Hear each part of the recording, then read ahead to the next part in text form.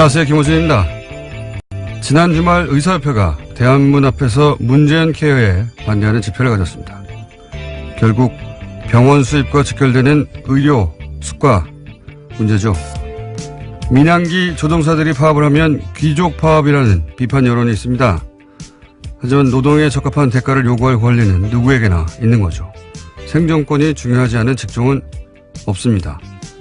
의사협회가 하나의 이익단체로 자신들의 생존권을 위해 정부를 상대로 집단행동을 하는 것도 마찬가지입니다. 그들의 요구와 국민의료비 부담을 덜어주겠다는 정책적 목표 사이에 타협점을 찾아내는 건 정부의 숙제고 능력이죠. 제가 가진 물만은 그 비대위 구성입니다. 최대집 투쟁위원장은 박근혜 전 대통령 석방을 목표로 하는 태극기 혁명 국민운동본부 대표로 지난 10월 18일 대한문 집회 연설에서 촛불 시민을 종북, 좌익으로 매도했었죠. 또한 자유통일해방군의 현직 대표로 문재인 하야와 북한 폭격을 주장하고 있으며 의사협회 이름으로 배포한 소색지 만화 작가는 세월호 비하, 위안부 소녀상 비하로 문제가 된 작가였습니다.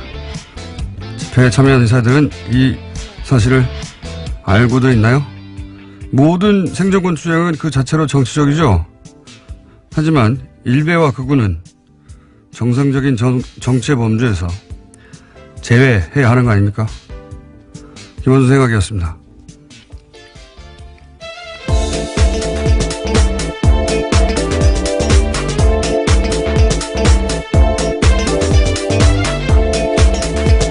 시사인의 김은지입니다. 네. 의사협회 집회 그 자체는 저는 문제가 없다고 생각하는데, 예. 예를 들어서 그 만화 작가는 SNS를 이런 식으로 하던 작가예요. 서울에서 가장 맛있는 돼지고기집이라 단원한다. 여기서 네. 단원은 단언 아니냐 이렇게 그런 논란이 불렸었죠. 예, 그게 아니다 단원고라고. 단원고 학생들 명백하죠. 비하한 거고 세월호에 대한 비하는 뭐 이유도 많습니다. 소녀상에 대해서도 머플러 소녀상에 들러서 머플러 화제가 되니까 뭐 돈가스집, 오뎅집, 우동집, 스시집 앞마다 세워라. 그리고 피자도 배달시켜주고 잘생긴 소녀상도 옆에 세워줘라. 뭐 이런 비아냥을 해서 크게 논란이 됐던 전형적인 일베 작가인데 그 의협이 소식지로 투쟁이가 소식지를 뿌린 만화가 이분이 그린 거예요. 예. 투쟁위원장도 성향은 뭐 말할 것도 없이 자유 들어간 단체들은 다 극우 선양을 의심해 봐야 된다. 저희가 몇 번이나 얘기했었는데 자유통일해방군 네, 대표입니다. 네, 해방까지 들어갔네요. 네. 단체명 아주 스펙타클하지 않습니까? 자유통일해방. 예. 여기서 이제 북한 폭격하라든지 문재인 하야라든지 박근혜를 석방하라든지 지금도 주장하고 있는 박사모 중에서도 아주 극렬 박사모죠. 예. 모든 조직을 자기의 이제 정치적, 극우적 정치색을 구현하는 도구로 활용하신 분인데, 여비 이걸 알고서 투쟁위원장으로 한 건지, 예. 대정부 협상력을 높이는 게 아니라 정반대가 될 수 있다. 저는 그렇게 생각합니다. 자, 첫 번째 뉴스는 뭡니까? 네, 다스는 누구 겁니까? 라는 질문에 대해서요, 하나의 답이 나왔습니다.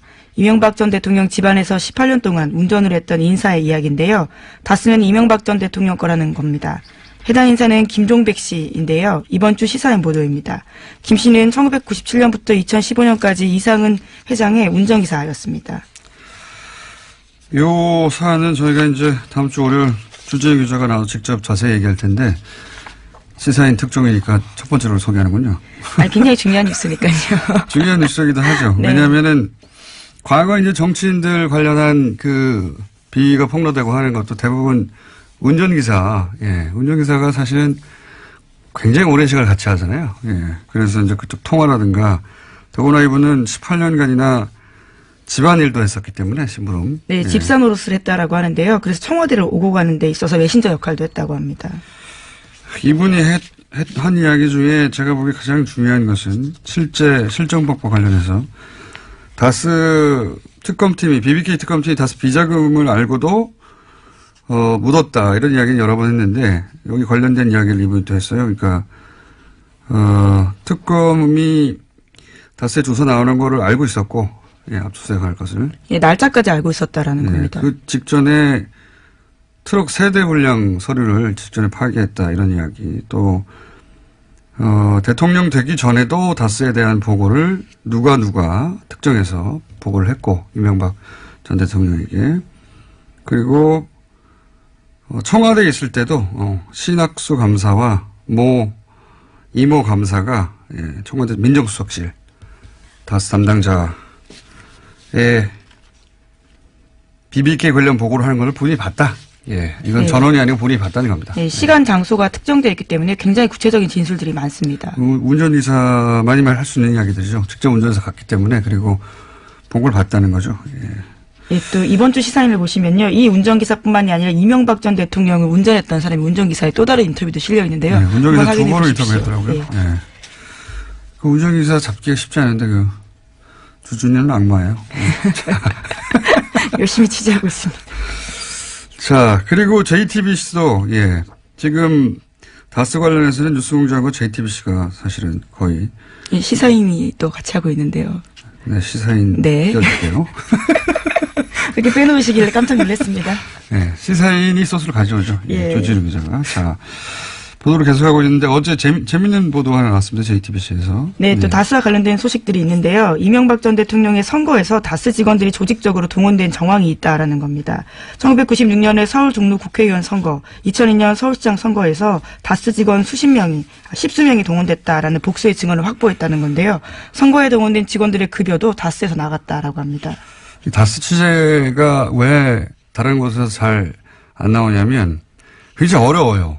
왜냐하면 벌써 5년 전 특검을 받았고 그때 문제가 되는 건 다 털었단 말이죠. 다 털었는지는 하지만 대다수가 털렸고 그러다 보니까 이 BBK 사건에 이런 건 10몇 년 전이고 5년 전에 이미 한번 특검을 받았던 곳이고 그리고 그때 대통령이 직접 커버를 했고 그러다 보니까 증거인멸이 굉장히 꼼꼼하게 잘 됐어요. 예를 들어 주진희 기자처럼 거의 10년 가까이 이 사안을 파고 있었다든가 그렇지 않으면은 새로운 사실 밝혀내기가 쉽지 않은 상황이다. 근데 이 JTBC가 어제 얘기한, 선거 때 다스 직원이 동원됐다. 다스의 주인도 아닌데, 게다가 그 급여는 다스에서 나갔다. 네, 돈도 줬다라는 거죠. 예, 이게 이제 실정법만 따지면 선거법 위반이지만 이제 공소시효는 그건 다 됐고, 중요한 건 그 실정법 위반 부분이 아니라, 선거법 위반 부분이 아니라, 이랬다는 얘기는 이제 다스 실소유주를 또 한 번 드러내는 정황인 거죠. 실소유주가 되면 도곡동 땅의 주인이 되기도 하고 그리고 BBK 주인이 되기도 하고 동시에 그렇다면 옵셔널 벤처스의 주가 조작에 최소한 공범이 되는 건데 그 실소유주가 이건 공소시효가 남았어요. 그리고 이제 120억 비자금 관련해서도 공소시효가 2월 말까지 남아있고 네, 얼마 안 남았습니다.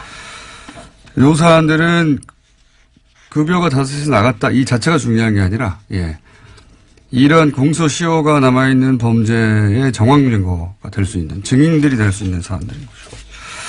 그리고 이제 더 재미있는 뉴스는 자서전 얘기도 나왔어요. JTBC에서. 네, 그렇죠. 좀 깨알 같은 뉴스인데요. 이명박 전 대통령의 자서전인 신화는 없다라고 있습니다. 95년에 발간됐는데 당대 베스트셀러였거든요. 그런데 당시에 다스가 나서서 대량으로 구매했다라는 겁니다. 저는 특히 재밌었던 증언이요. 다스 관계자에 따르면 직원들이 이 책에 이명박 대통령 사인을 대신했다라는 건데요.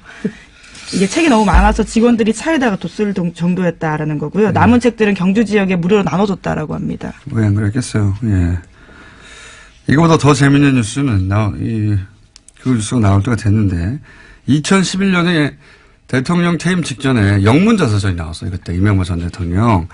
근데 이제 영문 자서전이 나왔으니까 아마존 서점에 서평, 리뷰가 있었지 않겠습니까? 초반에는 저는 이걸 실시간으로 봤었는데 초반에는 대략 40여 개의 댓글이 있었습니다. 네. 기사를 찾아보면 정확한 개수 나올 텐데 제가 기억하기로는 그 중에 35개가 빵점이에요.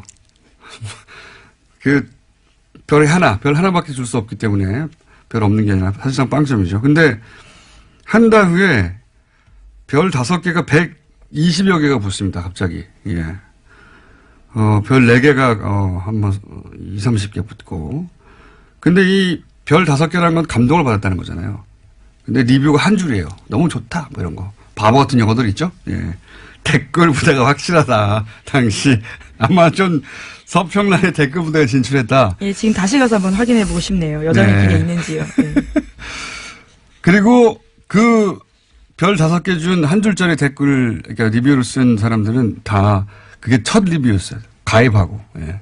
대량 가입해서 대량 리뷰를 썼다. 예. 그랬던 적이 있습니다.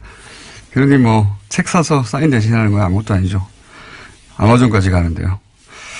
자, 다음 뉴스는요.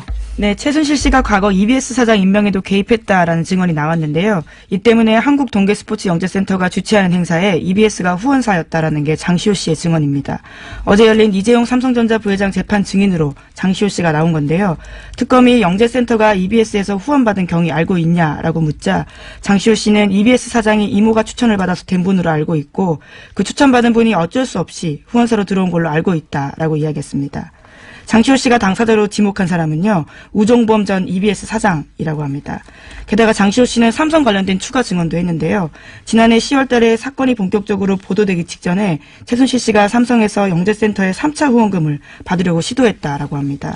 새로운 사실들 몇 가지가 나왔는데, 왜 이제 국정원 부하직원은 구속되고 간부는 영장이 기각돼서 그 부하직원이 불만을 품고 국정원 가짜 사무실 건이 더 큰 건이 폭로된 바 있지 않습니까? 그렇죠. 댓글 TF가 폭로됐죠. 장시호 법적 구속의 메시지 효과가 이제 검찰수사 협조해봐야 소용없다. 메시지 효과는 그런 거라고 저는 보는데, 이 법정 구속 역시 전혀 예기치 못한 나비 효과를 낼 수 있다라 생각이 드는 게, 이 영재센터 행사를 왜 EBS가 후원을 했느냐, 단독으로. 그리고 EBS 사장의 이력서가 최순실 회사에서 나왔다. 이런 보도가 있었던 적이 네, 있어요. 과거에 그런 보도 있었습니다. 그런데 실제로 우종범 전 EBS 사장이죠. EBS 사장을 최순실이 추천했다 하는 증언은 나온 건 처음이고, 그리고 삼성으로부터 돈을 또 받으러 했다. 이것도 처음이에요. 예. 나비 효과가 장시호 씨 입을 통해서, 예. 또다시. 그렇죠. 예기치 못한 나비 효과가 있을 수 있다. 장시호 씨 입을 주목해야 된다. 그런 생각이 듭니다. 자. 네, 우전 사장 같은 경우는 과거에는 개인적으로 모르는 사이라면서 국회 나가서 의혹을 부인한 바가 있는데요. 장시호 씨가 이 의혹의 도장을 찍어준 거죠. 그리고 이제 삼성 관련해서도 아마 장시호 씨가 증인으로 채택되거나 할 수 있는데, 예. 기대됩니다. 예. 다음 뉴스는요. 네, 최순실 씨의 독일 조력자로 지목된 인사가 데이비드 윤인데요. 검찰이 이 사람을 인터폴에 적색 수배했다라고 TV조선이 보도했습니다. 최순실 씨를 내세워서 부동산 개발업자에게 뒷돈을 받은 혐의라고 하는데요. 이 사람은 최순실 씨의 해외재산 관련된 키맨으로 꼽히기도 합니다. 요거는 국내에서 국내 개발업자와 3억을 나누고 성공보수 50억을 약속받고 하는 그런 혐의인데, 이분은 이제 오래전부터 최순실 사태 초기부터, 예, 독일에서의 재산 은닉, 그렇죠. 관련해서, 예. 예, 키맨이다. 안홍구 총장도 계속 주장을 했었고, 그런데 이제 독일이 아니라 한국에서, 이분이 거의 독일에서 평생 사신 분인데, 한국의 개발업자와 성공보수 50억을 놓고 이야기 나눌 만한 그런 커리어가 없어요. 그런데 이제 최순실 씨가 그 뒤에, 혹은 최순실을 팔아서 둘 중에 하나죠. 예. 아마도 독일 은닉 재산 수사의 출발점이 될 수도 있겠다. 근데 지금 독일에서 안 돌아오고 있으니까요. 네, 그 고소인 진술도 검찰이 확보했는데요. 그 과정에서 여러 차례 최순실 씨를 언급하면서 담당 공무원에게 힘써줄 수 있다라는 이야기를 했다고 합니다. 그러면서 국토부 관계자들과 접촉한 정황도 있다라고 합니다. 최순실 씨가 실세인 걸 알고 있었던 거죠. 예. 독일 은닉 재산의 출발점이 될 수 있기 때문에, 예, 이분은 소재가 확인되기 굉장히 어려울 것 같다. 저는 그렇게 생각이 되고. 현재 여권은 무효화시켰다라고 합니다. 검찰에서요. 예. 아니면 독일에만 있으면 되니까요. 예. 그리고 EU가 내에만 있어도 되니까. 안홍구 총장님 독일 가겠네요, 또. 자, 다음 뉴스는요. 네, 우병우 전 민정수석이 출판문학계 블랙리스트에도 관여했다라는 한국일보 보도인데요. 서울중앙지검 국정원 수사팀은 어제 우 전 수석에 대해서 사전구속영장 청구했습니다. 그런데 여기에요, 과학계 불법 사찰뿐만 아니라 출판문학의 사찰 내용까지 포함됐다라고 합니다. 우 전 수석은 지난해 7월 달에 한국출판문화산업진흥원이 발표했던 세종도서와 관련해서요. 소위 좌편향으로 분류되는 도서와 저자들을 사찰하고 검열하도록 국정원을 독려했다라고 합니다. 당시 세종도서에는 윤희상 평전과 세월호 참사를 다룬 서적 등이 포함됐다라고 합니다. 이 정도 되면 네, 관여 안 한 게 뭐냐 이렇게 물어야 돼요. 안 한 게 없어요. 출판까지 참. 이 영장까지 기각이 되면 저는 이번에는 영장 판사들이 중요한 시험대에 올랐다 이렇게 봅니다. 이 영장까지 기각되느냐 3차 이 영장까지 네, 세 번째입니다. 예, 기각되면 3차까지 영장이 신청된 경우도 제가 들어본 적 없는 것 같은데 후폭풍이 상당할 것이다. 시험대 올라오는 것 같습니다. 이정열 판사가 또 예, 출연이 예정된 사안이고요. 다음 뉴스는 뭔가요? 네, 박근혜 정부 청와대에 대한 국정원의 특수활동비 상납에서 최경환 의원이 개입한 정황을 검찰이 포착했다고 SBS가 보도했는데요. 최 의원이 국정원에 청와대 상납금을 늘려달라고 요구했다라는 겁니다. 남재준 전 원장 때 매달 5천만이었던 청와대 상납금이 이병기 전 원장 때 1억 원으로 그러니까 2배 뛰거든요. 그런데 여기 배경에는 최경환 의원이 있었다라는 겁니다. 본인 1억 받은 거 외에 청와대에 상납했던 돈을 2배로 늘린 것도 최경환 의원의 역할이었다 하는 게 검찰 주장이네요. 예. 근데 재밌는 게 지금 현역 의원이고 지금 예, 그렇죠. 국회가 또 예, 회기 중이거든요. 예, 회기 중에는 불체포 특권이 있어요. 그래서 이제 국회에서 과반 출석의 과반 동의로 그렇죠. 이 체포 동의안이 통과돼야 되는데 통상의 상황이라면 이제 자유한국당이 결사 반대할 텐데, 근데 이제 정권이 탄압한다면서 굉장히 큰 소재를 쓰겠죠. 근데 지금은 이제 홍준표 대표의 이제 친박 청산에 도움이 되는 사안이거든요. 그래서 불체포 동의안에 대한 자유한국당의 스탠스가 어떻게 될 것인지 매우 재밌는 관전 포인트입니다. 네. 네, 게다가 오늘도 원내대표 선거가 있어서 당이 어떤 식으로 재편될지가 정해질 것으로 보입니다. 자, 약 2분 정도 저희가 브리핑 시간이 남았습니다. 다음 뉴스는 짧게 하죠. 네, 박주원 국민의당 최고위원 관련된 소식도 계속 전해드리고 있는데요. 오늘 아침 경향신문에도 새로운 보도가 있습니다. 2006년 초 주성영 전 한나라당 의원에게 제보한 정보가 DJ 비자금 의혹만이 아니다라는 건데요. 당시 열린우리당 정동영, 문희상, 유시민 의원 관련된 정보도 있었다라는 겁니다. 그 근거는요. 주 전 의원의 보좌관으로 근무했던 기익 씨의 인터뷰입니다. 그러니까요. 이게 이제 주 전 의원뿐만 아니라 주 전 의원도 박주원 위원회, 국민의당 위원 최고위원회 주장을 반박했고 박주원 의원의 주장대로라면 사실은 주 전 의원은 박주원 의원 편을 들었어야 되는데 반박을 했고 이번에는 그 보좌관도 나와서 주 전 의원의 주장을 뒷받침하고 있으니까 박주원 위원은 이제 본인이 녹취록이 있다는 거잖아요. 네, 어제 JTBC 나와서 그런 주장을 했는데요. 네. 수요일 내로 풀겠다라고 했습니다. 바로 풀어도 되실 텐데. 불리한 상황이고, 예. 논리적으로만 따지자면 박주원 의원이 이기기 힘든 상황인 것 같은데요. 예. 자, 요 사안은 저희가 3부에서도 추가적으로 잠깐 다룰 예정이고요. 제목 정도 얘기하면 끝날 것 같습니다. 하나 정도 더. 아, 그런가요? 그럼 트럼프 소식과 뉴스공장 소식이 있는데요. 뉴스공장 소식을 좀 먼저 전해드리겠습니다. 뉴스공장 소식이요? 네, 뉴스공장이 또 하나의 기록을 세웠다라고 하는데요. 지난 주말에 팟캐스트 누적 다운로드 수 10억 건을 돌파했다라고 합니다. 아, 1년 좀 넘는 기간 동안요? 예. 두 자릿수에 이어서요. 이번엔 10억 다운로드 돌파했다라고 합니다. 저기 뭐랄까요? TBS 사장님 하청 브리핑 같은데요? 네. 아니, 뭐 굉장히 뉴스 가치가 있다고 생각해서요. 10억 돌파. 예. 그러면 기념으로 저희가 선물을 받겠습니다. 네? 누구한테요? 보통은 이런 행사를 이제 청취자 여러분들을 향한 선물을 주는데, 저희는 이제 얼마나 좋냐, 이런 방송이 있어줘서 선물을 받기로 하겠습니다. 고기 선물이 들어올 것 같은 느낌이 드는데요. 자, 트럼프 소식은 뭡니까? 예, 성폭력 피해 고발 운동이 미투와 관련된 소식은 전해드린 바가 있는데요. 이와 관련해서 트럼프 대통령도 미투에 고발을 당했다라는 겁니다. 아, 성추행. 네, 과거에 성추행을 당했다라고요. 여성들이 기자회견을 해서요. 미 의회 관련 조사를 공식 요구했다라고 합니다. 대선 기간 때도 그런 이야기 있었는데 이번에는 이제 미투 해시태그 운동 성폭력 당했다는 여성들이 이제 스스로 커밍아웃하는 자기 입을 열기 시작한 그런 건데요. 해시태그 운동에 이분들 다 참여해서 의회 요청했다. 관련해서 재미있는 이야기들이 좀 있는데, 예, 러시아와도 관련된 이야기가 있고, 시간이 없네요. 재밌는데 다음 시간 내일 하는 걸로. 예. 여기까지 하겠습니다. 시사인의 김은지였습니다. 감사합니다. 자, 바로 이어서 어제도 저희가 돌발 영상 PD를 하다가 징계를 받았던 임장혁 기자와 YTN 이야기를 나눴었는데, 일반 기자의 입장을 들어봤고, 오늘은 노조 관련 얘기가 어제도 많이 나와서, 예. YTN, 언론노조 YTN 지부의 박진수 위원장 전화 연결해서 이야기 좀 나눠보겠습니다. 안녕하십니까?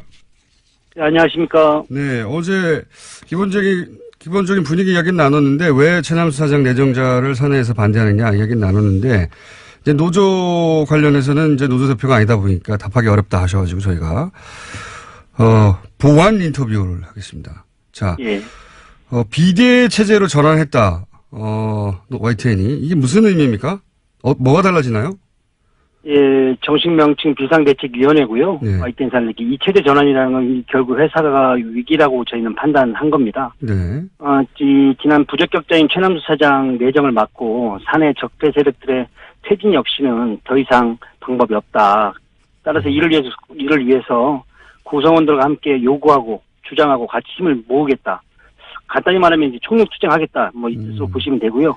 이것이 YTN 바로 세우기를 위해서 불가피한 선택이라는 것이 저희들의 판단이고 구성원들의 요구입니다. 게다가 뭐 MBC에서는 이제 그 사장이 선임됐고 KBS도 이제 예, 이사 한 분이 아마도 해임이 될 것 같으니까 예. 여야 숫자가 바뀌어서 KBS 문제도 일단락이 될 것 같은데요. 기대보이는데 그런데 YTN에서 어제도 그 임장혁 기자가 잠깐 얘기하긴 했습니다만 노조의 공식 입장을 듣고 싶은데 최남수 사장 내정자를 반대하는 이유는 뭔가요? 크게 이제 두 가지로 설명드릴 수 있겠는데요. 첫 번째는 저희가 이명박근혜 정권 9년 동안 언론장악을 가장 고통받았던 언론사 아니겠습니까? 이런 곳의 사장의 최우선 과제는 이 구체제, 따라서 이 적폐청산을 어떻게 실행할 의지가 있는가와 변화와 계획을 할 수 있는가 이 부분입니다. 그러나 이 부분, 이 최남수 내정자 입후보 때부터 저희는 반대했던 것이 이분이 YTN에 어려울 때 계속 뭐 두 번이나 뛰쳐나갔고 또 소위 이제 저희는 탈영맹이라고 부르는데요. 탈영맹. 회사와 조직에 대한 이해가 없고 재건을 할 적임자가 아니라는 판단입니다. 결국 그렇기 때문에 청산도 변화와 개혁도 어렵다는 것이 이제 저희들의 생각이고요. 주장입니다.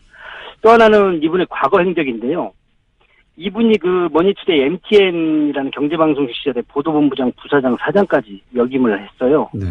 그런데 본부장 시절 지금 칼럼이 대거 확인되고 있는데요.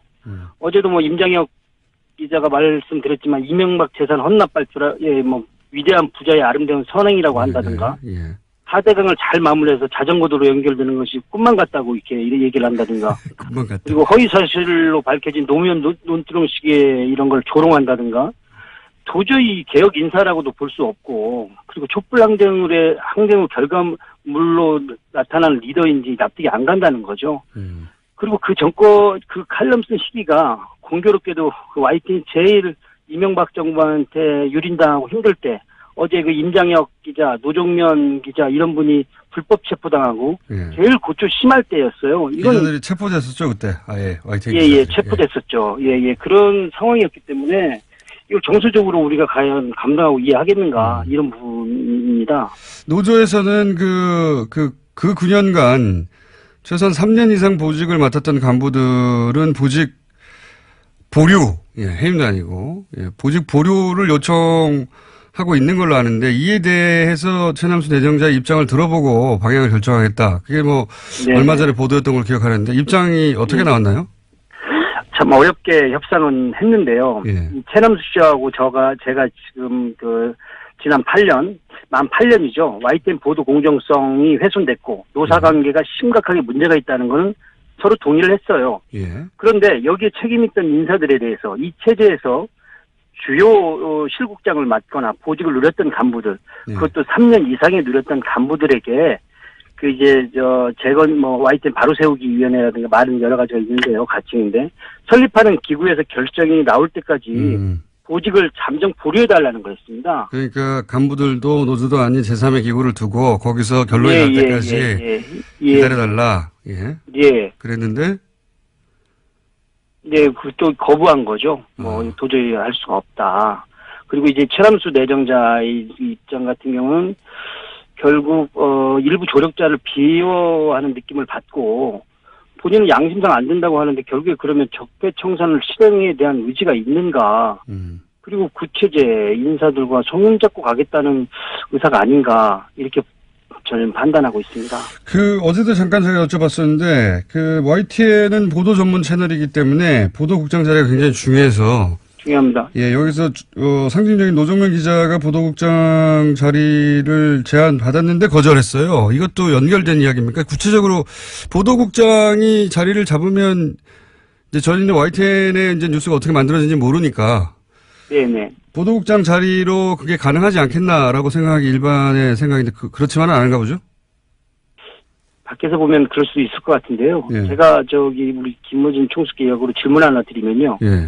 김어준 총수가 프로그램 진행하는데 예를 들어 이명박 씨가 사장이면 그게 가능합니까?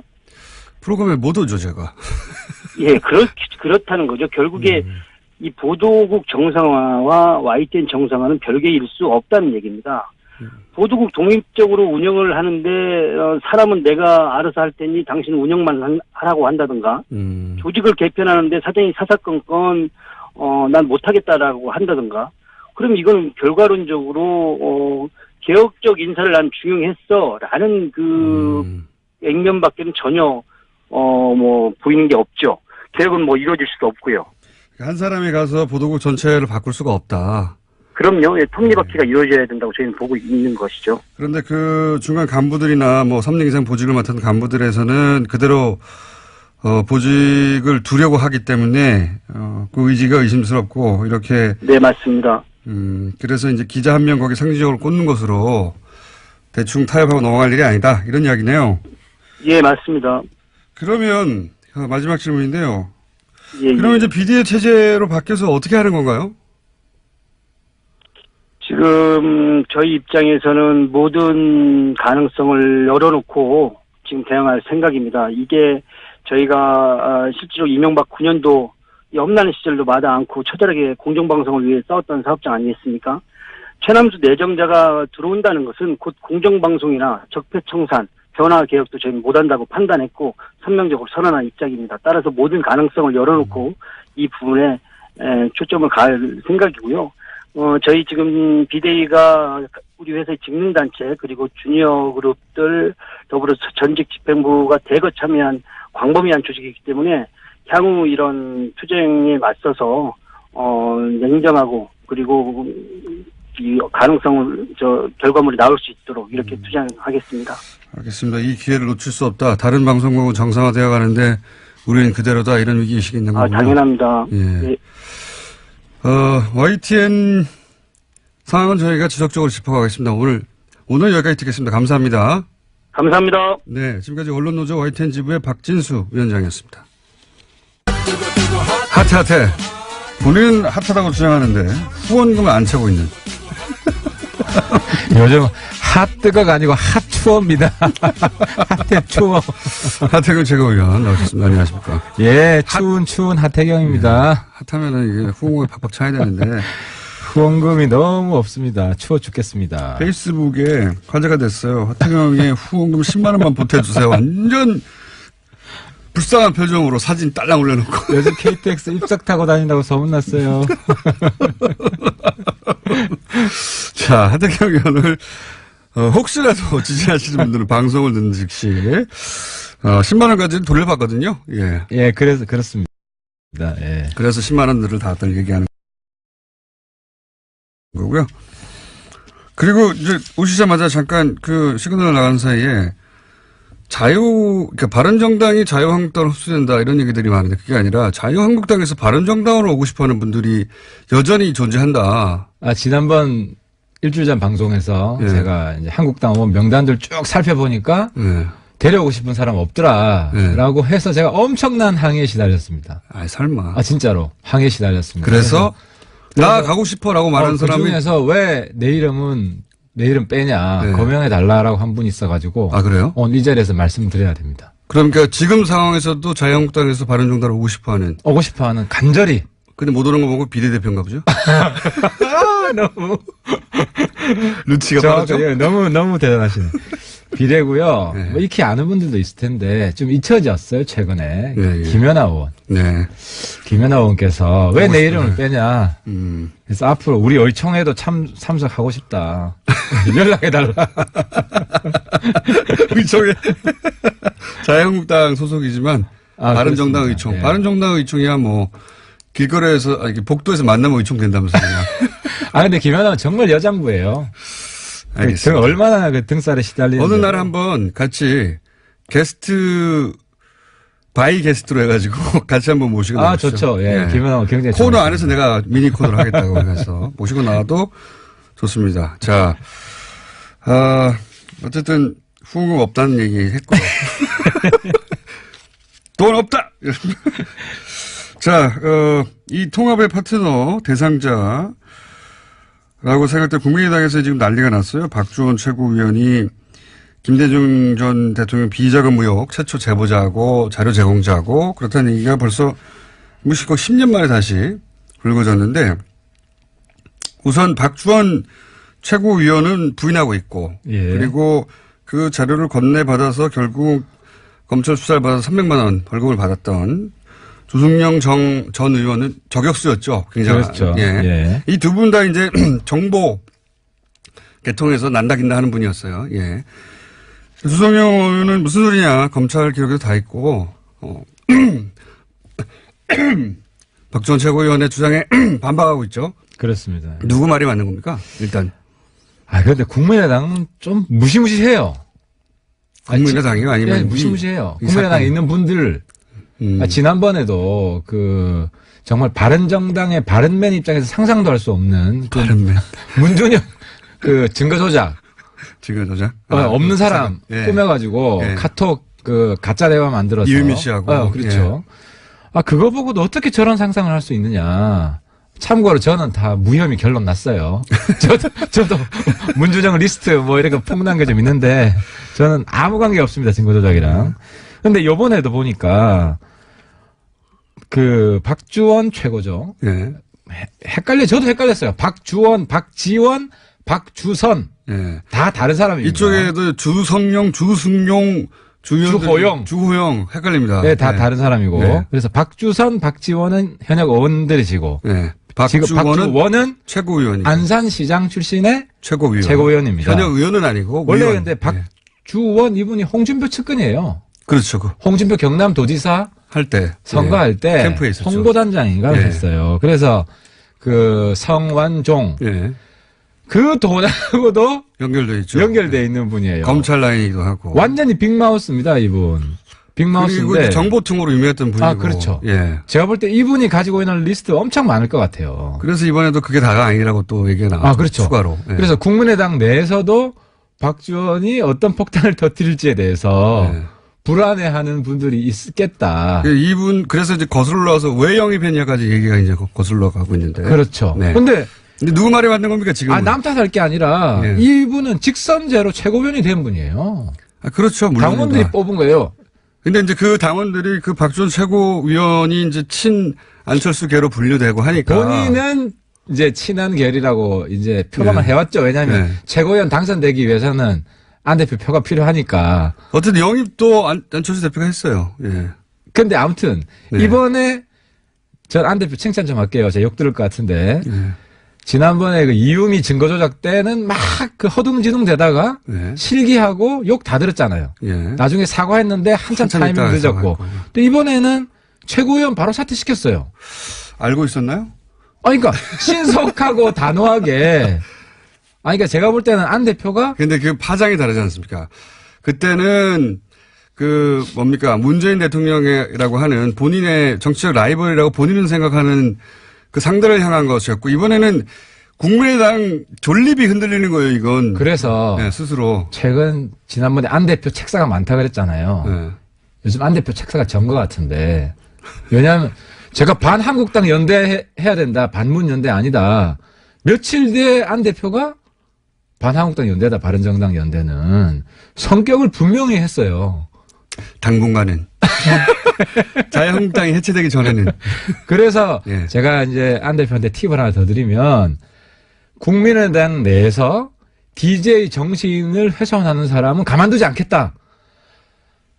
단호하게 선언해야 됩니다. 말하면 뭐합니까? 이미 이런 일이 벌어졌는데. 아니 최고위원 날렸잖아. 사후 약방문. 아 최고위원 이미 몰랐기 때문에 몰랐다고 쳐줘야지. 이걸 몰랐다고 쳐줘야지. 아니 이런 얘기는 사실 정가에서는 오래전부터 있었어요. 그거는 우리 정보통만 알지. 우리는 잘 몰라요. 최순실도 사전에 몰랐던, 우리 같은 사람 잘 몰랐던 거고. 근데 의원님만 모르는 겁니다, 그러면. 이번에 DJ 정신을 훼손하는 사람 단호하게 척결한다는 분명히 그리고 하고. 한 가지 오해라기보다는 이제 말장난이라고 그러는데 그걸 짚고 넘어가면 자유한국당과 통합한다는 게 아닙니다. 자유한국당 이후에 어떤 모델과 통합한다는 거지. 보수를 흡수하는. 그러니까 자꾸 반자유한국당이라고 그러니까 보수하고는 연결 안 되나 보다 이렇게 자꾸 생각하는데 그게 아니라 국민의당도 그리고 아마도 바른정당도 자유한국당 이후의 보수 지형을 그러니까. 어떻게 거기서 서보겠다는 거 아닙니까? 또 자유한국당은 보수가 아니다. 그러니까 하태가 반자유한국당은 중요하지 않다는 거죠. 그 이후에 보수 지형을 내가 먹겠다 이거 아닙니까? 바른 보수. 예. 바른 솔직히 제가 볼 때는요. 박지원 대표도 보수고 안철수 대표도 보수예요. 별 차이 없어요. 박지원 대표하고 안철수 대표를 그렇게 비교하면 한쪽은 보수는 아니죠. 심지어 내 이야기해서 내가 보수층한테 욕을 엄청 들었는데 DJ도 보수의 선배다. 보수적인 분이 그러니까 우리나라 지형으로 보면 엄청 진보적인데 유럽적 기준으로 보면 그냥 중도 보수입니다. 그게 아니라 DJ는. 우리가 대학 다닐 때 네. YS, DJ 둘 다 보수 야당이라 욕했어요 우리가. 본인의 카밍아웃인데 이거는. 당시에 우리가 둘 다 보수 야당이라 욕했는데. 주사파에 몸담았던 분으로서. 본인의 카밍아웃 아닙니까 이거? 햇볕 정책하고 나서부터 바뀐 거예요 이게. 자, 다시 돌아가죠. 자꾸 최고인데 주성영 전 의원 말이 맞습니까? 박주원 최고위원 말이 맞습니까?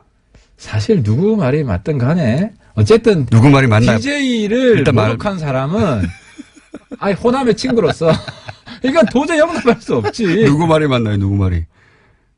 더 맞을 것 같다. 개인적인 생각은. 지금 아무래도 주성영 대표 쪽에 말이 맞겠죠. 굉장히 어렵게 얘기해요. 이 사건으로 가장 이득을 보는 쪽은 누굽니까? 안철수계 혹은 반통합파. 저는 안철수 대표, 박지원 둘 다 이득을 본다고 봅니다. 왜냐하면 박지원 대표는 단호하게 이 문제를 지적을 처음에 한 사람으로서 호남을 대변하고 있다는 이미지를 얻었고 안철수 대표도 신속하게 단호하게 최고위원 사퇴를 시킴으로써 안초딩에서 이제 안중딩 정도로 올랐다. 근데 초반에는 또 이것이 이제 음모론의 일부 있다는 식의 뉘앙스로 말했기 때문에 맨 처음에는 욕을 먹었어요, 사실은. 처음에 작전은 그랬던 것 같아요. 예. 이 건을 꺼내면 안 대표가 또 과거처럼 제대로 대응을 못하고 우왕좌왕 하다가 박지원하고 일종의 결탁한, 박지원을 도와주는 이런 식으로 몰 수 있지 않을까. 꺼내면이라는 건 꺼낸 주체가 누구라고 보시는 겁니까, 그러면? 그럼 반통합파가 꺼냈다? 통합, 반통합이라기보다는 누가 이건 좀 애매해요. 그러니까 누가 꺼냈잖아요. 작전 실패 제가 볼 때는. 실패한 작전이에요, 이거는. 실패한 작전이요? 이게 통합, 반통합으로 갈 수가 없어요. 왜냐하면 안 대표가 박지원을 옹호해야지 통합, 반통합으로 가는데. 옹호할 수는 없죠, 누구도. 그런데 이제 단호했다는 거죠, 신속하고. 근데 이미 벌써 사람들, 대중의 머릿속에는, 저쪽, 소위 이제 통합파는 그런 인물 일색이다. 사실이든 아니든 간에 그런 이미지가 바뀌었기 때문에 타격은 입었죠. 그러니까 일색일수가 없는 게. 물론 다 일색은 아닌데. 그렇게 뭐라고 싶은 마음은 내가 알겠으나. 그런 이미지가 굉장히 큰 사건이니까. 그러니까 반 DJ 이미지를 자꾸 심으려고 하겠죠. 그게 누가 꺼냈을까요, 그러면? 꺼냈다면 표현을 쓰셨길래. 그러니까 이제 그러니까 추리소설 너무 많이 읽으면 안 된다니까. 내가 지금 들으신 게 아무도 없어요? 혹시? 들은 거 없고. 박지원 대표가 직접 나오셔야 되나? 정치인은 역사소설을 읽어야 되고 네. 뉴스 공장장은 추리소설을 많이 읽는 게 도움이 될 것 같아요. 그래서 정치권에 들어오면 안 돼. 그럴 생각도 없긴 합니다만 역사를 읽어보면 추리소설 읽어보다 더 음모가 많아요. 아, 그건 확인된 음모고. 여하간 양쪽 다 그러니까 이게 누가 풀었을까 꺼냈을까 양쪽 근데 다 이용주 의원이한테 불똥이 튀었죠. 이용주 의원은 저희가 3부에 모십니다. 그래서 그래서 근데 이용주 의원하고 박지원 최고랑 가까운 것 같아요. 그래서 저는 지난번에 의심한 게 이용주 의원이 홍준표 비자금 관련한 녹취록이 있다. 네. 그 소스를 저는 박지원을 의심을 했었어요. 그때 말씀 안 하셨어요. 우리는 추리소설을 못 쓰니까. 근데 이번에 이용주 의원하고 가깝다는 게 드러났기 때문에 아무튼 여기가 판도라 상자다. 뭐가 튀어나올지 모른다. 어쨌든 누군가 꺼내 들었는데 그것이 친한인지 반한인지 모르겠다는 말씀이잖아요. 왜냐하면 둘 다 그런데 가능해요. 이번에 박지원 최고는 어쨌든 자기가 통합파라고 스스로 주장하고 있기 때문에 그렇죠. 반통합파에 대한 공격을 하겠죠. 근데 이제 이게 반통합파가 통합하지 말라고 꺼낸 카드라고 해석하는 게 일반적인데 한편으로는 야 이걸로 갈라 쓰자 아예 이거 빵 던질 테니까 갈라설 명분이 안 되지. 이 진흙탕 싸움을 가지고 갈라선다면은 이상한 집단이 되죠. 갈라설 명분 이걸로 직접 갈라서지는 않겠지만 이게 이제 동력을 제공할 수는 있습니다. 제가 보기에. 근데 이제 문제는 뭐냐면 바른정당하고 통합하기 전에 터져준 게 너무 감사하다. 왜냐면 이 통합하고 난 뒤에 터졌으면 통합하기가 너무 어려운 게 이게 터졌을 수도 있어요. 통합하고 나서 터졌으면은 이 감당이 안 돼요, 이게. 통합하고 나면 안 터졌죠. 달걀은 누구한테 유리한 겁니까? 박지원 대표에게 유리한 겁니까? 박지원 대표에게 유리한 거죠. 박지원 대표가 고마운 거죠, 확실히 이 정치 구단이에요. 그럼요. 대신 맞아줬다 내가. 달걀을 맞는 순간 밝게 웃잖아요. 어머, 땡큐. 안철수 대표가 굉장히 아쉬웠을 것 같아요. 내가 맞았어야 됐는데. 안철수 대표가 달걀을 안 맞은 게 얼마나 다행이냐고 박지원 대표 머릿속에 획 돌아갔을 거예요. 어머, 땡큐. 정말 저는 많이 배웁니다. 그래서. 많이 배우십니까? 80 넘어도 정치하는 분 있어야 됩니다. 우리 정치를 굉장히 풍부하게 해주시고. 페이스북 쓰시는 거 보세요. 20대요? 20대 정신연령은 20대예요? 예. 선거나, 제가 이제 이분하고 얘기를 해보면, 선거할 때 진짜 피곤하잖아요. 선거할 때? 예, 선거 유세나 이럴 때, 선거 그렇죠. 때. 진짜 피곤하거든요, 후보들은. 제정신이 아니에요. 이분은 선거만 하면 너무 즐겁다는 힘이 나고, 에너지가 넘치고, 피부가 좋아지고 막.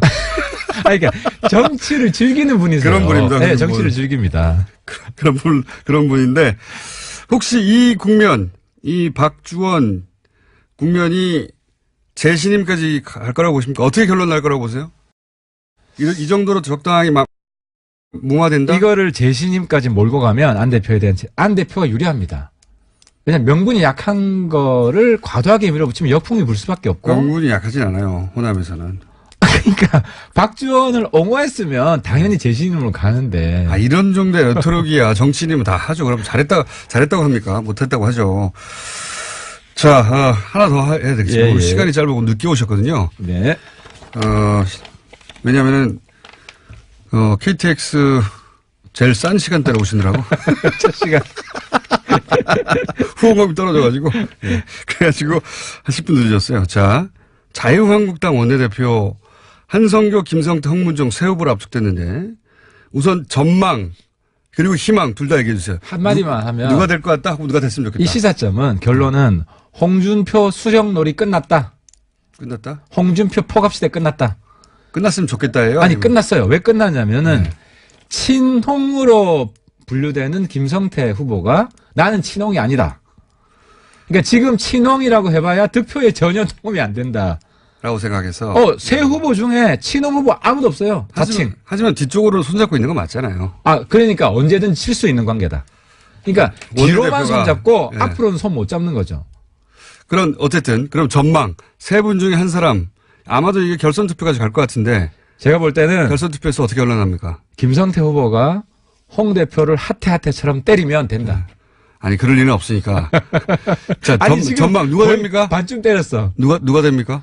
제가 된다고 하는 사람이 떨어질 것 같아가지고. 상관없잖아요.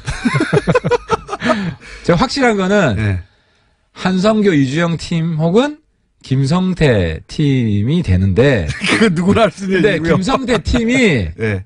잘못 러닝메이트를 골랐어요. 음. 저 누가 러닝메이트가 됐으면 좋겠다. 한선교, 홍문종.